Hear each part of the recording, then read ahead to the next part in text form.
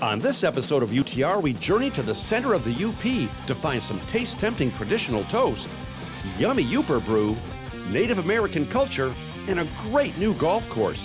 Heck, we'll even take you on a satisfying sail. Get ready to explore the cool people, places, and things that make the Upper Peninsula's Middle Earth so magnificent.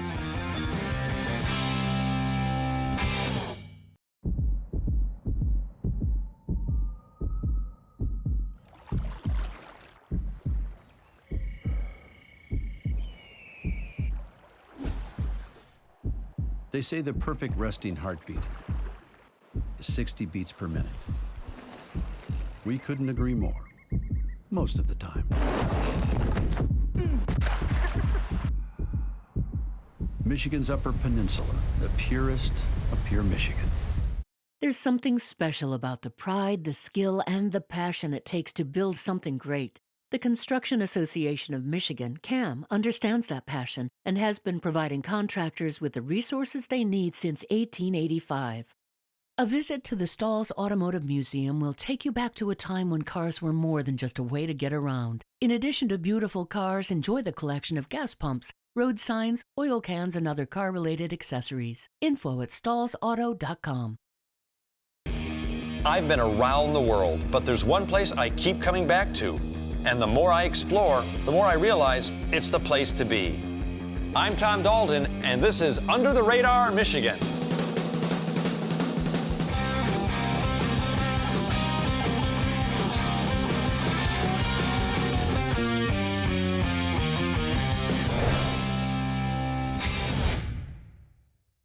Now, we all know that Michigan's entire Upper Peninsula is full of both natural and man-made treasures that are the envy of the entire world. But on this show, we're going to get specific on you.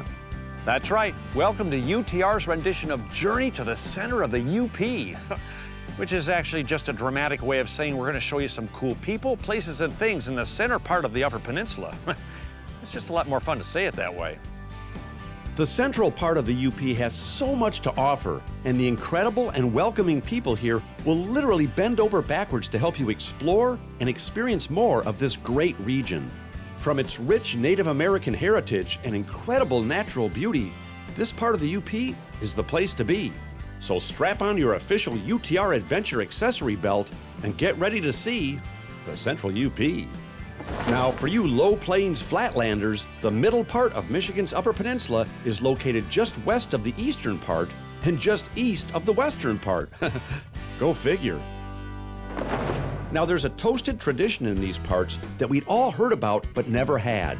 So we headed to the tiny town of Trinary to try their toast of the same name.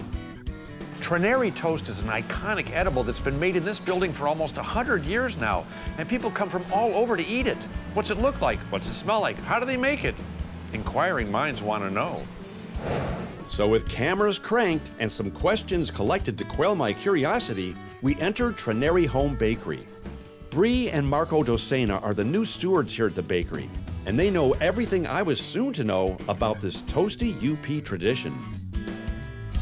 Now, Trinary toast is almost 100 years old, correct? Yeah. So I'm guessing you guys are not the original owners. You look kind of young for that. How did you come to buy it? Well, Marco and I graduated from Northern Michigan University, and when we came up here, we absolutely fell in love with the UP, and we didn't want to leave. But we left because we couldn't find a job, so we moved down to Chicago. And after 4 years in Chicago, we really wanted to come back to the UP, so we started looking for jobs, still couldn't find a job. So we started thinking about ways that we could kind of create our own path, and we found Trinary Toast, and it was the perfect fit, and that's how we ended up purchasing it. Well, you bought an iconic institution. I mean, this place is no, I've heard about Trinary Toast for years. I mean, heck, Marco, you came from Italy. I mean, I've heard about it for years and always wanted to try it. What exactly is Trinary Toast? Well, Trinary toast means a whole lot to a lot of people. Very basically, it's just a piece of toast, a piece of sweet toast, but there's a lot more to it than that. It has very humble Finnish traditions, so it's a kind of a traditional Finnish recipe. And now, what it is today is it means history, it brings memories, and it brings a lot of emotions to a lot of people. And I understand you even have a copy of the original recipe Yes, we have a vault up in the office where we keep a lot of historic photographs, recipes, notes from the original owners. History is something that means a lot over here. You know, every owner of the bakery left their mark. We're hoping to do the same. Well, you guys are so young. You got a long time to make a lot of marks. Yeah. But Trinary is a tiny town. Yeah. But I saw your map back there in the hallway. I mean, people come from all over the United States to get this toast, but it's a tiny town. Where's all this toast going? I mean, are you shipping it, or? Yeah, we're definitely shipping it. We shipped all 50 states, and we're expanding that as well to try to get it overseas as well. But really, we can thank the snowbirds for that. A lot of these folks have roots in Michigan one way or another, but they still have very fond memories of what Trinary toast means. You know, we got messages all the time saying, man, the taste of Trinary toast in warm milk brings back memories of when I was 6 years old in the UP. So I think we do have Trinary toast eaters everywhere, and I think a lot of that is thanks to Michiganders originally. You ever ship any over to your parents in Italy? Actually, no. We haven't shipped it directly, but I've sent it over with some Italians over to Italy. So Yeah, we've sent it back. We've colonized The cheaper Italy way. already with the toast. What's neat is seeing young people like you guys sort of keeping traditions going and doing things old school. Yeah, and I think for us, that's a big part of what drew us to this business, too. I mean, everything about the culture of the UP in general, and then also when you think about Trinary toast and just the act of eating it, too. You have to slow down and brew a cup of coffee and dunk your toast in your coffee. But kind of going back to the roots and making things from scratch and handmade, I think that our generation is coming to appreciate that a lot more. And just think, someday somebody's going to be sitting here talking about you guys, and they'll say, yeah, I've got photographs of those guys up in the office, want to see them, and it'll be you guys. Yep, well. Wow. I know, hopefully they got good things to say about us. Circle of life. Yeah. I'm telling you, the people we met at the Trinary Home Bakery were some of the nicest and hardest working folks we've ever found. And everything we ate was absolutely authentically awesome. Well, at least everything I ate. Hands off, fellers. Hands off. Now, when someone's got the upper hand, they're usually in a pretty good place. But if you have an upper hand in your hand, you're in an even better place. Oh, yeah. And that's because the Upper Hand Brewery actually is a place right outside of Escanaba where you can get handcrafted adult malted beverages UP style. Yep, this crew knows how to brew, and the atmosphere is all about kicking back and enjoying this great part of the Upper Peninsula. Sam Reese decided to make the UP his home because, well, let's face it, when you add good beer to being up here, you're in heaven. Okay, Sam, be honest. Did you grow that beard just so you'd look more like a brewer? People tend to trust brewers With beards? with beards. And the opposite is also true. You know, when I was young drinking beer, beer was just beer. Sure. But now it's turned into, I don't know, a lifestyle or a mindset. Why do you think that is? I think with anything else within culture and food and cuisine and even music and art, you're going to start to mine the history of that trade to start to inspire the future of it. And so you've got all these styles being unearthed, but drinking the same light American lager. While we love, light American lager, it does not cover all the bases of what beer is good for. And so craft beer has helped expand the horizons for tons of folks. Now tell me about the beers you guys brew here. Sure. So we have always tried to brew specifically sessionable styles. That word being, you can drink multiple in an occasion without losing your head. Right. And to pair with, not specifically with food, but to pair with outdoor activity. Like, so if you live in the UP or you like to visit the UP, it's all about being outside and enjoying, basically God's country and what nature has to offer here. So these are beers that we think are inspired by the outdoors, reminiscent of the outdoors, and go well with those activities. Now you guys don't serve food here. We do not, no. But what I like about this is you can bring whatever food you feel like eating. Sure. With your beer that night, you can bring it here. Yeah, sure, why not? Which is awesome. No, they're not competing with our kitchen, so. Yeah, exactly. Yeah. If I feel like a peanut butter and jelly sandwich with my beer, I have that. If I feel like some Asian food, I have that. Yeah, I mean, we did not originally have a tap room here. We built this facility in 2014 as strictly a production brewery to distribute beer across the UP, but not really host a lot of people on site. And it took us I don't know, about 14 seconds to realize that we needed to have a tap room on site. Why did people start coming here and just sitting in the lawn with their beer empty? You know, very close. It was daily where there were people knocking at our door, and we were trying to be as cordial of hosts as possible. And you know, we were new to town, right? And so we would go to the door and thank them for coming and let them down easy that we didn't have a tap room, until I just realized I didn't want to do that anymore and have a tap room. Build it and they will come. Yeah, sure. Be serious. And the atmosphere, you're right, when you walk in there, instantly you're like, I'm up north, I'm about to have a great beer. There's nothing wrong with that. And it's as simple as that, right? Yeah. There's not TVs on the wall. We're not playing loud music all over the place.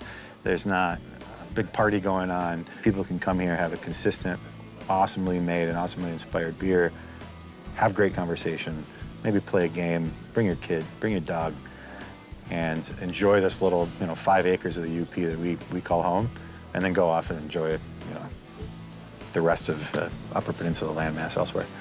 Well, even if you didn't have a beard, I'd still drink your beer. Well, cheers. Thanks. But don't shave it, I like it. You know, the Central UP really is what I like to call our own big sky country, with more than enough natural beauty for all of us to enjoy. And everything you need to find fun is right at your fingertips. But if you want the UP actually poured into a glass, you're gonna have to stop by the Upper Hand Brewery. I'm sure they've got a beer or two for you. But this one's mine. So after toasting some, UP toast and some tasty UP brew, the crew and I decided it was time for us to do a little learning. And trust me, we can use all we can get. Another reason this part of our great state is so special is because of its rich Native American history and traditions, and it's something all of us need to know more about. So I spent some time with Ken Michigaud. He's the chairperson for the Hannahville tribal community, a lover of this incredible land, and if I might add, one heck of a nice guy. Ken, what's it like to have a people? I'm a mutt, I don't have a people. What's it like to have a people?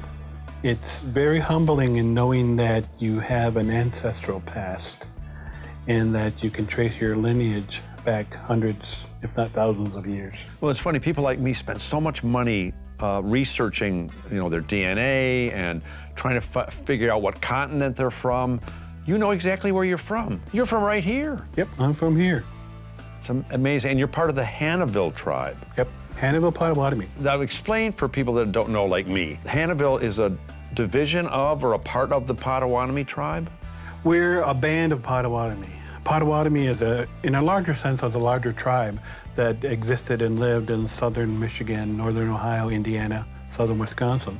And during the time of removal, several people escaped the Trail of Tears and ended up in different parts of the United States, and our forebears ended up here. And the Hannahville tribe is in the central UP area? Yes. How many are there? There are 9 tribes within the United States and Canada. Wow. But how large is the population here in the central UP? Right now, we've got maybe close to 1,000 tribal people that live right here. What do you guys do to keep the tribal traditions alive? Well, that's interesting in that the Potawatomi language is in danger of becoming extinct. So about 20 years ago, we started a language preservation and revitalization program, and that we're teaching our younger people how to speak Potawatomi. We developed a Potawatomi language with the other tribes and the bands throughout the United States. So we're trying to preserve and maintain our language. How does the tribe and the community here coexist with each other? We've always coexisted on I think, a good partnership level, and that the Hannahville Indian community realizes that our success is a success for the central UP as well, and vice versa. And you guys are doing a lot to help strengthen the economy here as well. Exactly. Over the years, we've donated or given to the local communities millions of dollars and our 2% from our gaming revenues. Now, you said that you've got about 1,000 Hannahville tribe members here, but you create a lot of employment for all kinds of people up here, don't you? We have 1,000 people in our tribe. Yeah. Not all of them live here. Some live in, urban areas outside of the reservation. So here we have a employment population of probably 300, but we employ almost 1,000 people in the summertime. So we draw our employment from local communities as well. Well, actually, Ken, what the tribe does for this area really makes the Central UP a special place. I mean, especially culturally. So I think you guys really add a whole different dimension to the experience here. We try to make it as beneficial for everyone as possible. Takes a village. We have a big village, and we're glad to be a part of it. Spending time with Ken gave me a real feel for how much these first Michiganders are doing to enhance and promote this part of our great state. It also gave me a true appreciation for their fascinating and rich culture. If you want to find out more, come on up or over to the Central UP, because Ken and his clan will be more than happy to share it with you. Well, now that we know how special the land is around these parts, I think it's time to go out and hit a little white ball around some of it. Wait a minute. Jim, is this my ball?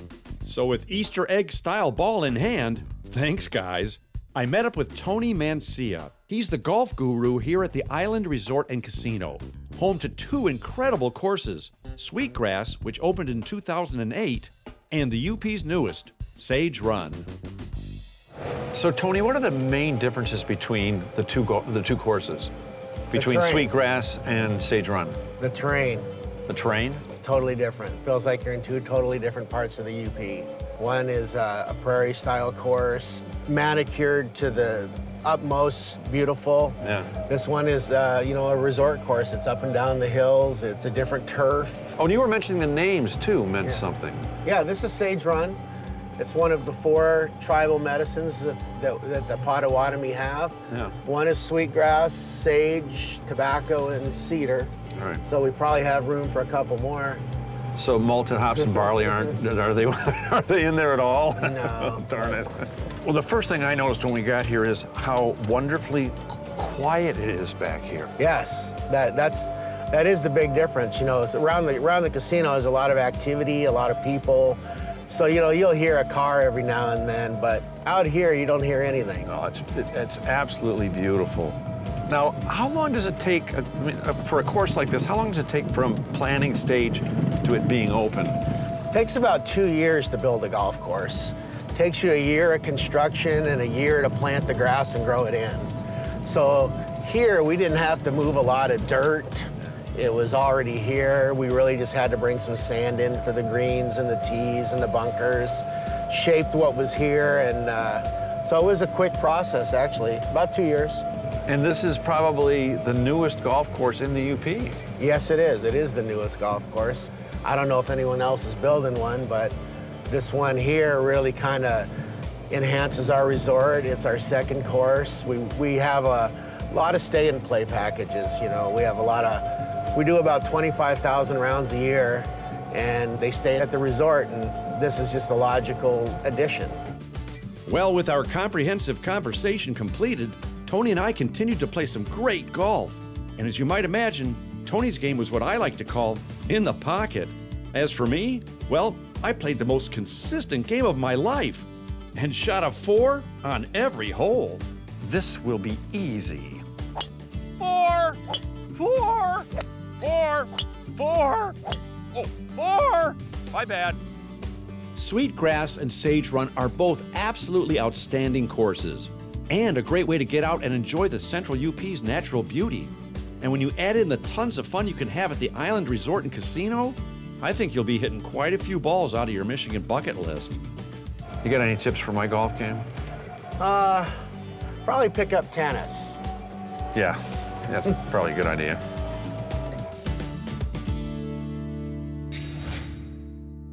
You know, we've been talking an awful lot about the land up here in the Central UP, but last time I checked, you need water to make a peninsula.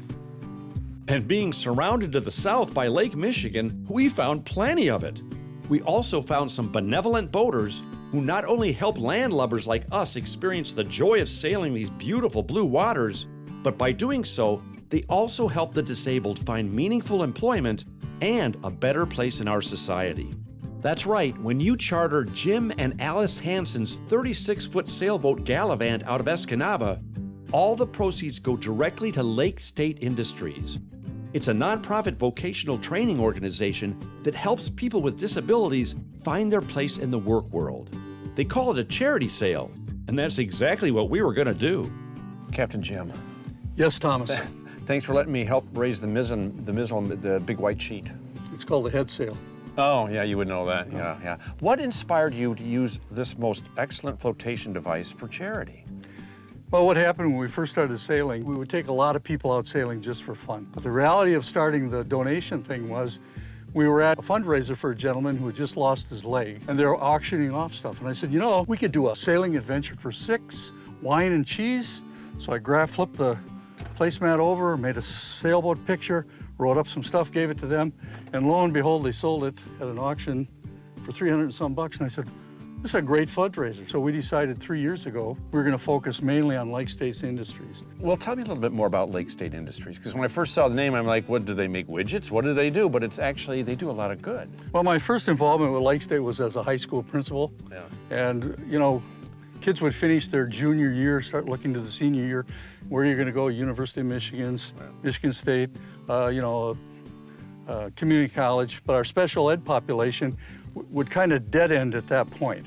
And so we got involved with Lake States Industry, which is kind of a work training place for special needs adults or handicapped adults.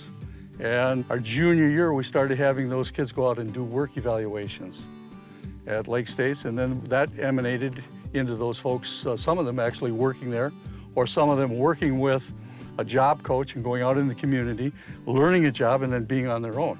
Now, when you take people out, I mean, $200 for 6 people that's a bargain. I mean, don't raise your price, but anyway, when you go out, so it's wine, cheese, and you actually learn to sail. What we usually do is I'll take the youngest member. We had a 13-year-old kid and never been on a boat before, and I said, okay, fine, we're at the dock.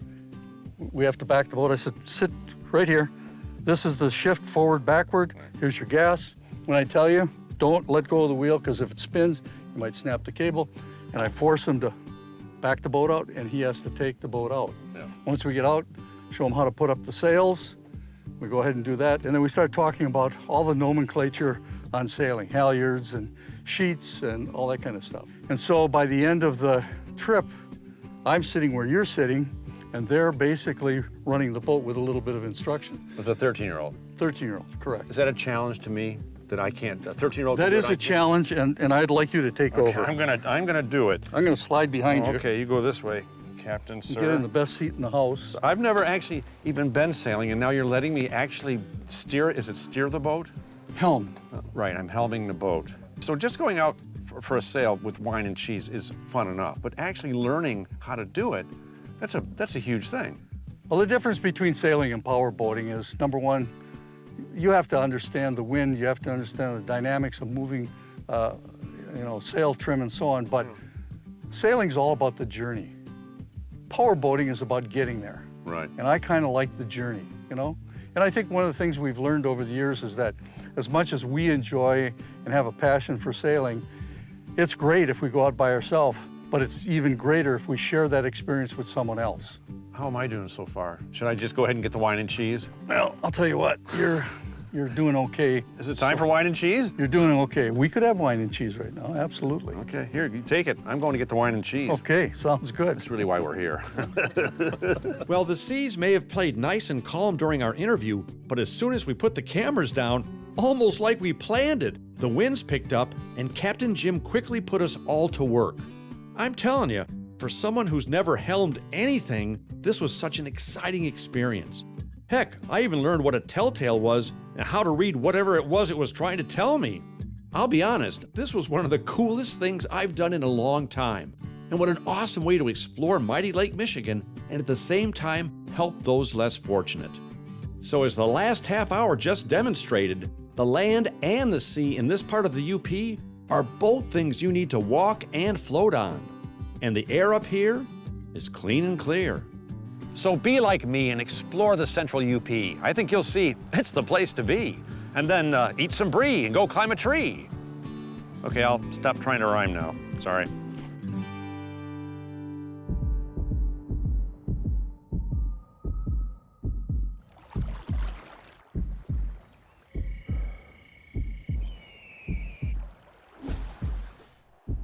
They say the perfect resting heartbeat is 60 beats per minute. We couldn't agree more, most of the time.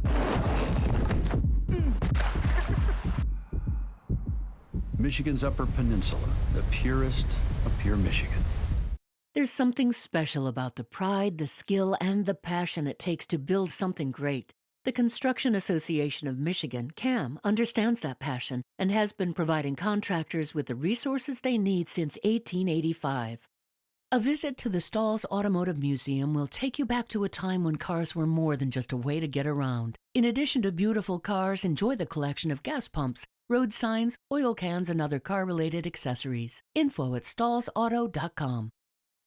Look at me sailing. This is what we should have been doing. Somebody hand me a barnacle. Wow, what are we doing? We're doing almost 7 miles an hour. Wow, is the boat supposed to stay tipped like that? Let's call sailing. Oh. Okay, let me scoot back here. Here, you better. No, you got it. No, I'm good. I just going up here to help you out. Bring it up into the wind a little bit to your right. Bring it up. Yeah. So when those telltales are both going straight back, that's where you want to be. So come up into the wind. Into the wind a little more? Yeah, up into the wind, a little more. A little more, come on.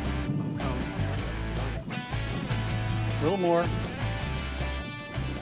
A little bit more, right there. Now, whatever you're looking at, see those buildings? Yep, I'm going Head for those buildings right there. I'm trying to hold it, Captain. I can't hold her, Captain. Well, you're gonna have to. It's all up to you. Somebody, I think I have scurvy. I better go down below. Oh, gosh. If the wind wasn't invisible, it'd be easier to work with. Well, it shifts all the time. I know, it's shifty. So shift to the starboard a little bit.